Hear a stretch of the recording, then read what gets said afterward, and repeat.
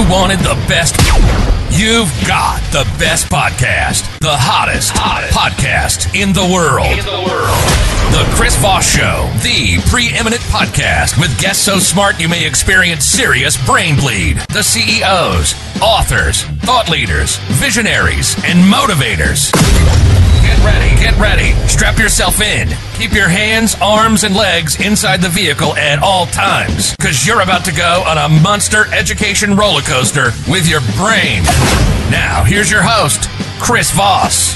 Hi, folks. It's Voss here from thechrisvossshow.com. There you go. She does it so much better than me. Thanks for the Iron Lady for coming in there. The Iron Opera Lady. I think that's what I need to call her, the Iron Opera Lady. Because I'm not allowed to say the very large lady that was in the Bugs Bunny thing. But that's what it always reminds me of, the Iron Opera Lady and the Bugs Bunny cartoons, if you ever think about that.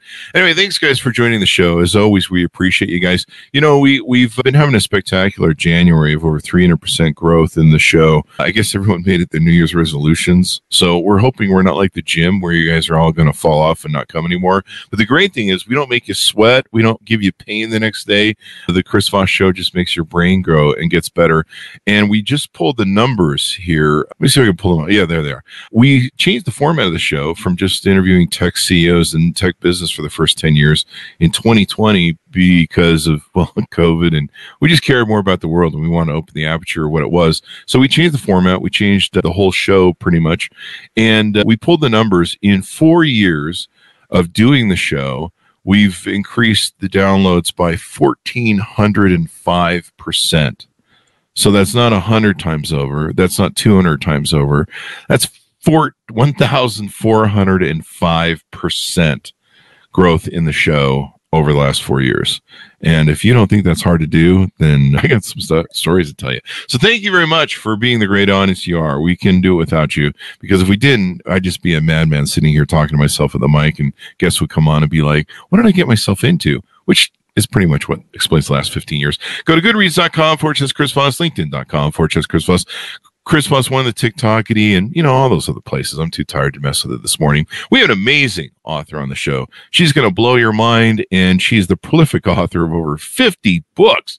We have so many great authors on the show. So now we've got another one in the lineup that has over 50 books. It's just incredible. I love people that can do this, because I'm still working on my second book, and at my pace, it's going to be 103 when it comes out.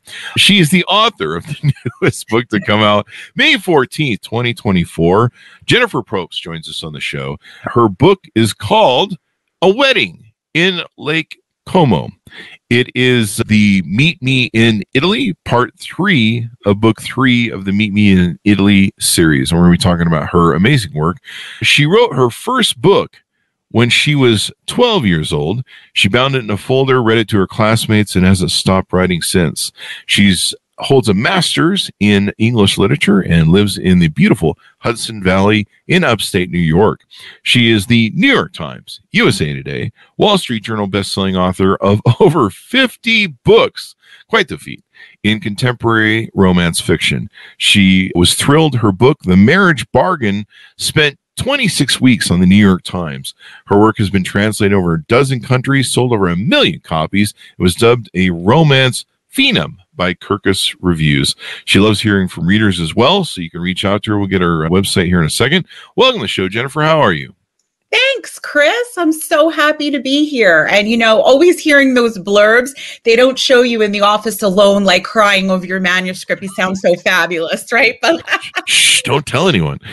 So Jennifer, give us your .coms. Where can people find you on the interwebs? Yeah, I'm pretty much everywhere. I love to tell people to run to my website because there's lots of good stuff there. Not only books, but like podcast interviews and bonus content, and you get a free book. So it's www.jenniferprobst.com. And I'm everywhere on social medias. I'm on TikTok, author Jennifer Probst. I'm on Instagram, author Jennifer Probst. I'm on Facebook, author Jennifer Probst. I think I'm on Threads now too. I'm pretty much everywhere. Yeah. And I just started like a really cool subscription thing where I can do like extra stuff on Ream stories at Jennifer Probst. So, yep, I'm everywhere. You are everywhere and all over and filling up bookshelves with 50 plus books. So give us a 30,000 overview of what's inside your new book, A Wedding in Lake Como.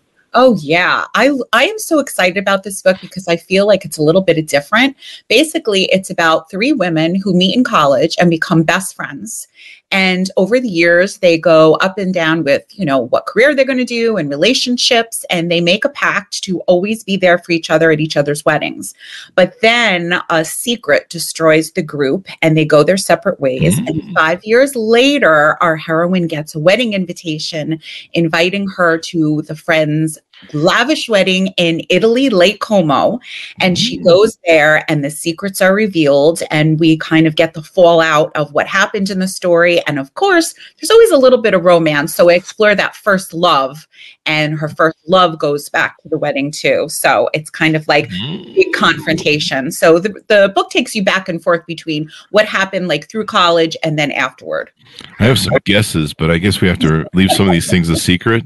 Yes, I definitely need to keep this secret. All right. Yeah, I'm gonna keep my guesses to myself. So there you go. I have some guesses on what went down, but I don't know. You got to read the book, folks. That's the whole point. Yes, you can email me after the show, Chris, and tell me if you can guess it correctly.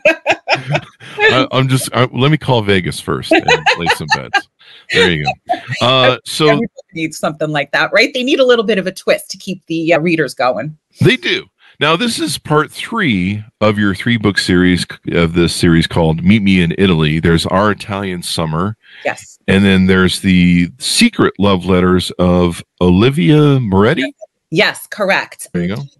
So it's a series, it's called Meet Me in Italy, but actually each of the books are a standalone. What we did is I decided to write different stories where the setting is Italy. And Italy almost becomes a character unto itself with the food and the travel.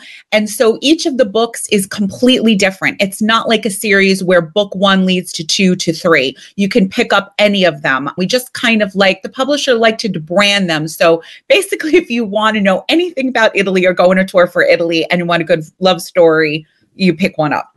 There you go. Now, it says here that they're part of the Ferrari family. Is that the real Italian Ferrari family that you based it on? Or No. I was researching good Italian names, and the secret love letters of Olivia Moretti is, we've got an Our Italian Summer Ferrari. Nope, just there's when you write so many books, you start running out of names and you got to go down the funnel. You're probably running out of names, I guess. Yeah, at this point, that would make sense after 50 books. So tell us a little bit more about you. So how did you grow up? We know you wrote your first book very early on. How did you know you were a wordsmith, a booksmith? Yeah, I always say that I was very blessed and lucky because I kind of found my true north when I was 6 years old. I was one of those ones that the minute I picked up a book, I just knew I was going to write. So when I was 7, I actually found an old diary where it was talking about TV crushes that I had. And through every one was when I become an author, when I become a famous author. So it was something that was kind of navigated, but I'm also from the dinosaur age. So this is before internet. And this is when, if you wanted to get published, you get your little butt to the library and you spend 3 hours under the Writer's Digest magazine, writing hard copy of who to pitch and who to send. And also back then I was fearless. So at 12 years old, I was saving my allowance for the Writer's Digest magazines. And basically all the advice was telling me writers write. So I said, okay, well, I'm going to be a writer. I'm going to sit down and write my book. So at 12 years old, I write my book. At 13, I wrote another book. At 15, I wrote another book. At 16, I wrote another book. And then I learned about getting paid for your work and trying to make a living from your work and rejection from your work. But I'm glad that came later. And so when I was 19, I started submitting and I got rejections. And when that first rejection letter came, I tell people all the time, we always get a path. We get to choose. We get to say, yeah, they're right. I'm wrong. I'm not talented enough. I'm not, insert it. Or you get to say, I'm going to prove it to you that I have what it takes, even no matter how long it takes. So I put that rejection letter right over my desk. So I saw it every day. Yeah. There you go. There you go. I love that. And that I was a writer. So I was a real writer because I got my first rejection letter. Now, after 50, after that, it got a little heartsick. But again, it's what. Then I had the folder, Chris, not the letter. The folder. It's all over the wall. I like how you frame that perception, though. Yeah. Most people get a rejection letter and go, "I suck at this." You're like, "I'm a real author because I got rejected." Yeah.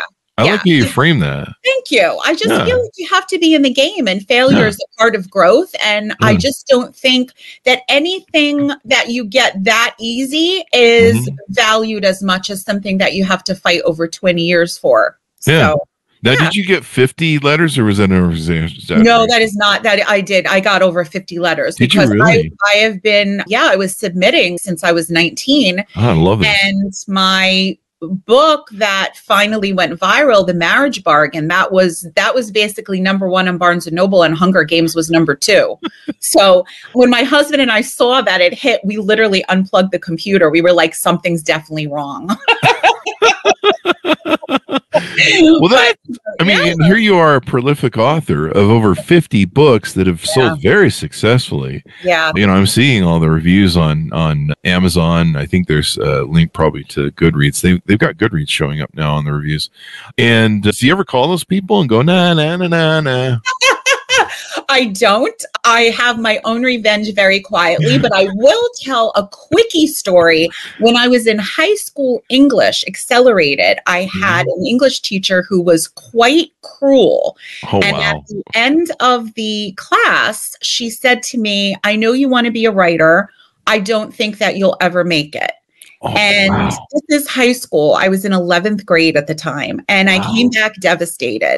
And again, it goes back to, and I was like, okay, well, I can't be a writer because she knows what she's doing. She's a teacher. She's this, she's that. So her face has inspired me many, many times as I hit the New York Times list. And I wonder, while she's out there, who she's teaching and who she's trying to kind of like rip down because she has her own stuff going on. But, that's another lesson. People have their own stuff going on. Just because somebody says that you're not good at this, they're coming from their own judgment. There's 300 other people who will love what you do. That's such a great story and probably lesson for people, that when people take a giant dump on your dreams, maybe it's them. We had a great artist on last week who, and I guess this happened to several artists that he quoted that were famous, but his father was having a very hard time and job issues and different things, and took a giant dump on his painting and said, "You suck at this. You're a painter. You need to quit doing this and go get a real job." And he quit painting for, I think, almost 20 or 12 years. But now he inspires people with his painting. He teaches creativity.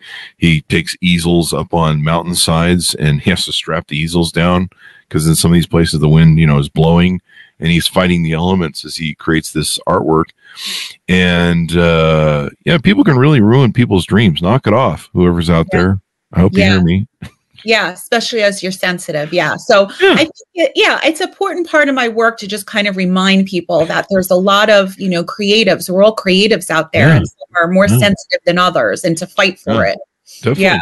Even as an entrepreneur, people, you'll tell people your idea as an entrepreneur. I remember when I was young, people were like, you're an idiot, kid. And I was, but there was probably a chance I could find my way through.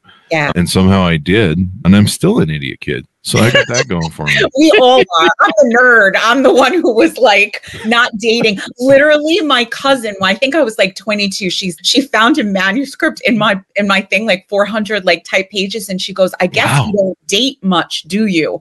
Wow. And I was like, I guess not.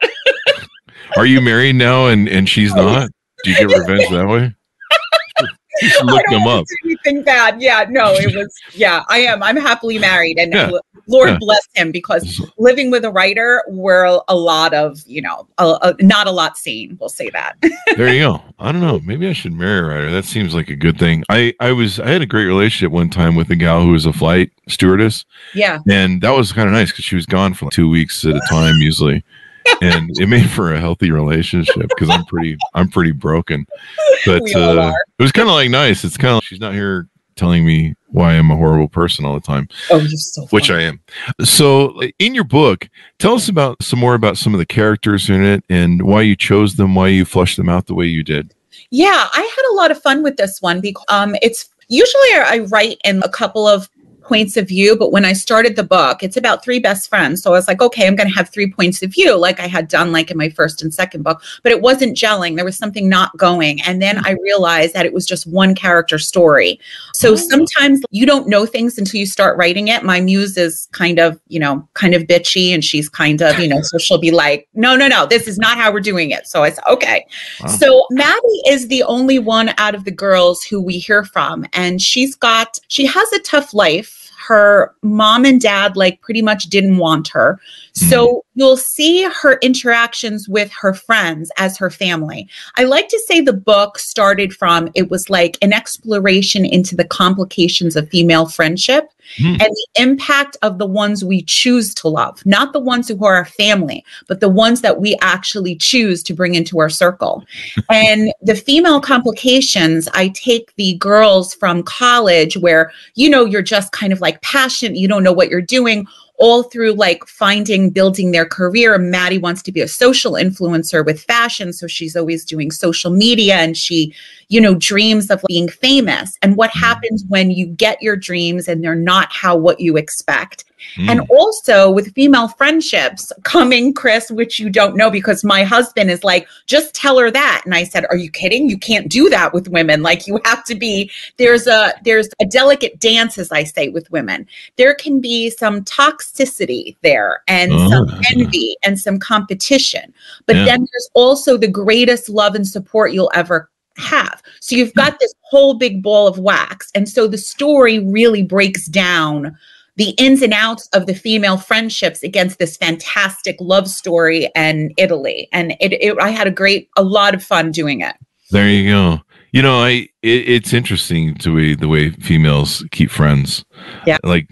I most of my girlfriends, after they come back from ladies' night or whatever, they tell their stories. I'm just like, you talk about your friends like I talk about enemies I want to kill.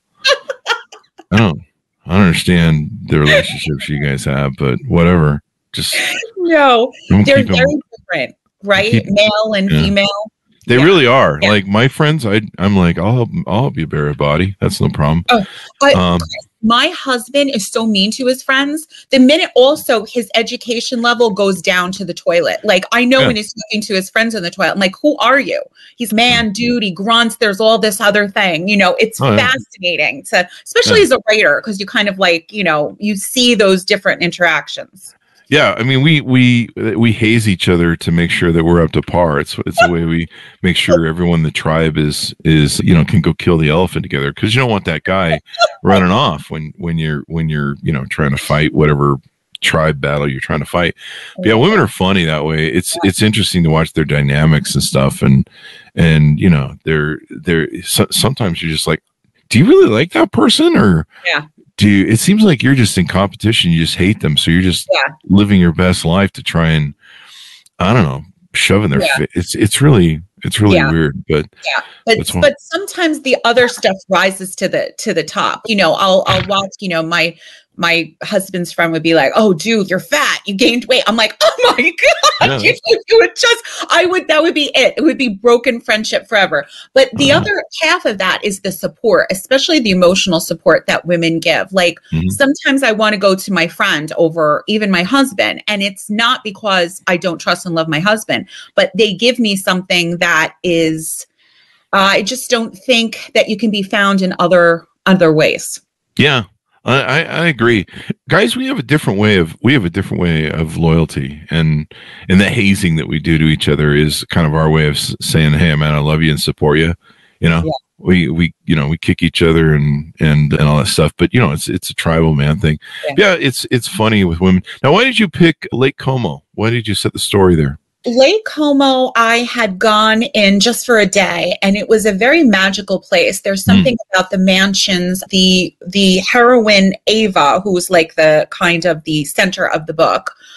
She has a rich Italian family, and she owns one of the villas on Lake Como. And it was the perfect backdrop to, it takes place in New York City. That's where all the girls go to college. So taking it from a thriving New York City atmosphere to kind of the stillness and the serenity of Lake Como. And they have fantastic little towns there, Bellagio, shopping. It kind of takes you into a place that's more isolated and stripped down and just Italy does that to you. So I kind of like that contradiction.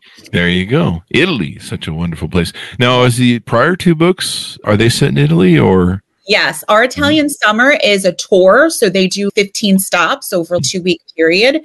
And the second one, Secret Love Letters of Olivia Moretti, takes place in Positano, Italy. So each one. And the one that I just finished up now is going to take place in Sicily. So we're going around the globe. What do you like about Italian culture and life in your book? Does it just make for better romance or?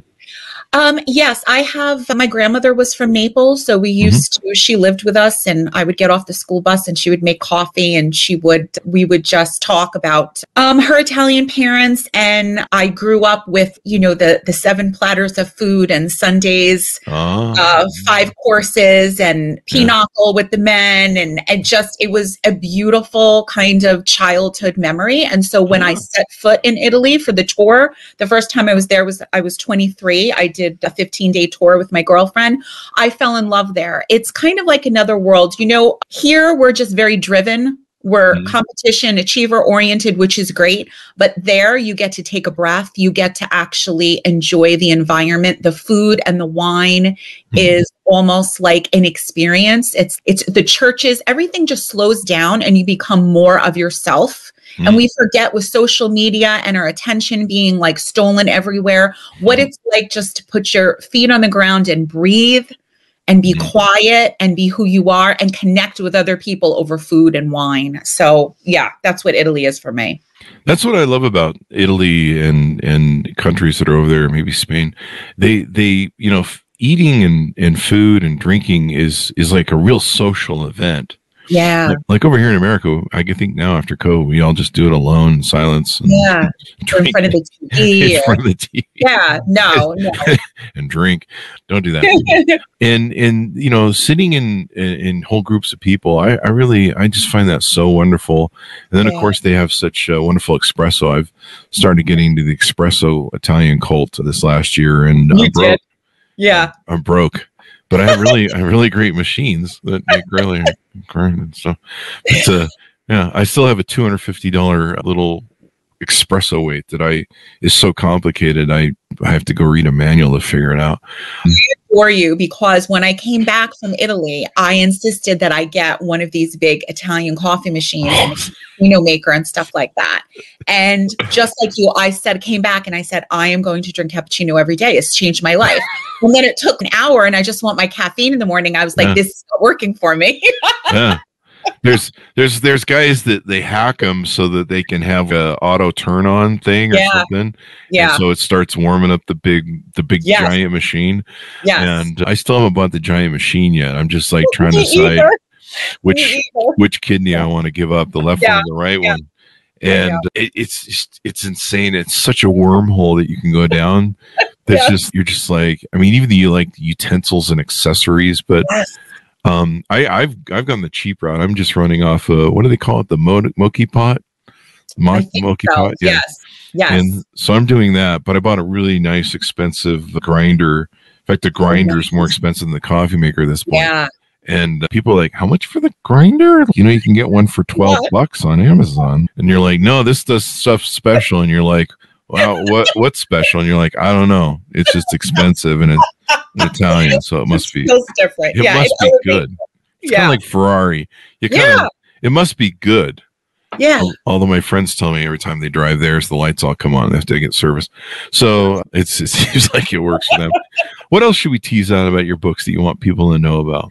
Just that pretty much going over 50 books. I mean, there's a lot of women's fiction. There's a lot of romance. I've written 2 children's books, but there's also 2 books that have been very well known, 3 books actually, nonfiction, about writing. I'm very passionate about writing and the craft. So I've done deep dives into that. So there's always writing books to pick up. There's a lot at my website. I'm one of these writers who I love doing different things at all times. I've written novellas, the short story, the 120,000 word book, the 70,000 word book. I've written, this is 40 years of writing right now. Yeah. So I just have a love for the craft and I never want to get stale. So I don't think that you'd pick up one of my books and say, oh my gosh, on the 7th book, it's cookie cutter. I'm always trying to bring something fresh.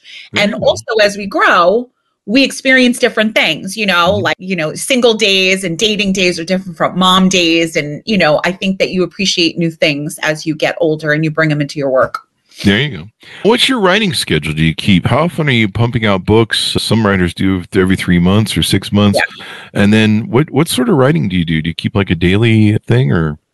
Yeah, unfortunately, writing right now is different from when it was. It is kind of exploded into a lot of administrative. It's not just writing the book. When we have millions of books out there, we have to make ourselves relevant enough for readers to find our book. So I'm glad that I got a business degree, a bachelor's in business management, because it is a lot of business.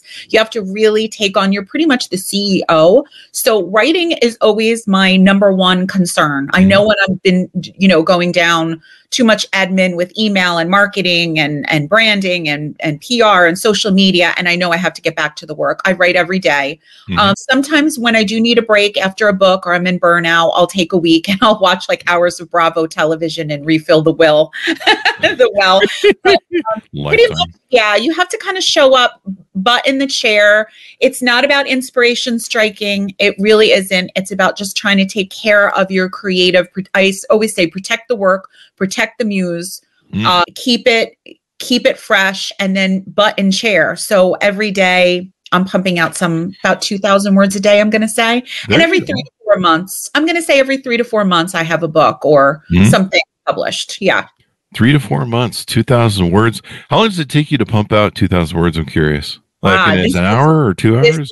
It totally depends on where the book is. So the beginning to the middle is really hard slogging. So 2,000 words can take me from 9 a.m. to 10 p.m. Wow. Especially it depends on my deadline and how much I've procrastinated. Because if I have 4 months for a deadline and I procrastinate to 2 months because I've been watching Bravo too much, well, guess what? You can't move the deadline up. So now I'm writing 12 hours a day and it's my fault. Towards the middle to the end, I can literally pump out 6,000 words a day. Wow. Because I'm telling the story. But the beginning when the story is coming to me very, very slow. So there you go. And then once you kind of got it, it hits the road. Then it's why I do this career. It's like going down the hill of a roller coaster. It is a gift. It's heaven. It's just letting the story like take you. But it takes a lot for me to get to that point. That's called just showing up. I think we had another prolific author on recently, I think a month or two ago, who I was like, how do you stay motivated every day and what do you do? And they literally said, I last minute the contract or the deadline. I'm like, really? Wow. Okay. I will tell you, this has happened in my house. That's why I said, don't marry a writer if you're really ready. I torture my kids. My kids are like, Mom, you have to be quiet. We cannot hear your whining anymore, your deadline anymore. Oh, wow. And I have been known to like stalk into the kitchen and say, sell the house. I'm not writing the book and we're giving back the contract. Wow. We're going to go to a tent. We're going to be good. We're not writing anymore. Some drama right there. It's always got to be drama. There you go. Maybe this could be one of those reality TV shows, The Life of a Writer. I think they've tried, Chris. I've been approached like twice during the last 15 years about a reality show with writers. The thing is that we're not that interesting. We're pretty much in our pajamas talking to dogs and imaginary people every day. You just described my whole life. Yeah, well, welcome to the creative club. Not showering for 2 days or so, maybe. Yeah, exactly. That sort of thing. It's real glamorous. You kind of reach the point where you're writing and you're just like, when was the last time I showered? I smell. That's why I have people around me. I come out and they go, you've had the same clothes on for 4 days and the children are very embarrassed for you to go pick them up at school. So can you please do something? And I go, yeah. See, I don't have that problem. I have just 2 dogs. Yeah. And they have large noses. And so when they won't come near you, then, you're going to it's bad. They're just like, you stink worse than us. And we're Siberian Huskies. So there you go. Oh, I love the Huskies. I love your story that you told. I'm probably going to be telling that forever to a lot of people. The paradigm that you used of taking your first rejection letter and going, now it makes me official as an author. I love that paradigm. Yeah. We joke in the business, I've had a lot of social media accounts that we've, raised hundreds of thousands of followers on. Yeah. And and of course our YouTube channel. And it's the joke is you don't become official until you finally get trolled and people start throwing shit at you and comments on your social media. Yes. Then you're like, I must have made it because now I have trolls. Yes, I have heard that, and I think it's true. It's all the way that you look, it's the way you look at things. I just think that we get our own perspective. There you go. Final question for you. Any advice you give to aspiring writers who are looking to write, well, any books? Because I think any is good. Yeah. Well, I say it again and again. I mean, there's a million things I can tell you on, this is how you slay Amazon, and this is how you do ads, and this is how you make yourself relevant and go viral. And not that I've gone viral, but really, I always go back to it's you alone in a room with the story. There's nobody that can write it for you. There's nobody that can make it happen for you. And the second thing that you've got to know is that everybody is so unique. You can never write the same story that somebody else is. And the world needs your perspective. It needs your story. It's waiting for you out there. So you have to protect the work and believe in yourself and just focus on that. That's everything. Every single day you get to choose. Today I'm going to choose my work. Today I'm going to take a chance. And then, you're looking a year down the line and you can have this fantastic book, this accomplishment. Yeah. Eat the elephant in small bites. Yes. Let's write those words. Like, like you said, that, 2,000, 6,000 words a day, you're like, I don't know where this is going. And then you wake up one day and you're like 50,000, 70,000, 100,000 words. And you're like, wow, who did this thing? Wow. It finally is here. It's so true. Yeah. There you go. Well, very inspirational. So everyone else should start writing 50 books, damn it. You have the code. So she just gave you the code. Just keep going at it. Yep. There you go. Thank you very much, Jennifer, for coming on the show. Give us your .com so people can find you on the interwebs. Yep, jenniferprobst.com. Super easy, just my name. You'll find if you sign up for a newsletter, you get a free book. There's lots of fun stuff on there. I'm definitely going to be putting this fantastic podcast on there. So there you go. Thank you. Can see, Chris and us in all our glory. There you go. There you go. You can just black out my side of the screen. No one wants to see that. But please come back for the next one. We'd love to have you. The next 50 actually come back. Yes, that sounds good. We're going to go have 100 celebration party. And there will be champagne. There you go. Can we do this and we get somebody to pay for that? So, there you go. And order up the book, folks, so you can find out those secrets we alluded to at the beginning of the show.